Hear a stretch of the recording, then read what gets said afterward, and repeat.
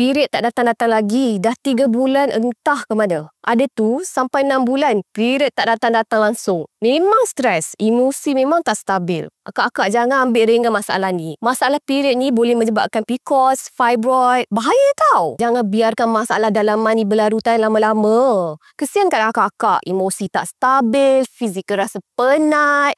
Nak dapat zuriat pun susah. Nak buat apa pun tak boleh. Paling teruk tu hubungan dengan cik suami.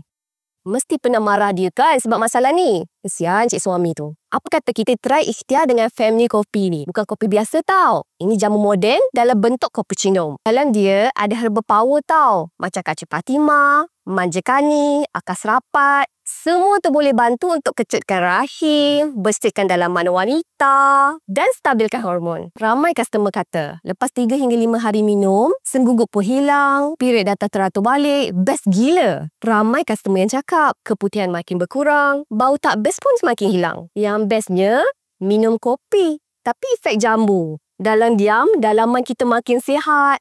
Dah banyak dah testimoni family ni tau. Ramai pengguna wanita yang sangat berpuas hati. Apa tunggu lagi? Jom akak-akak semua dapatkan promosi Family Coffee ni sekarang. Tekan link di bawah.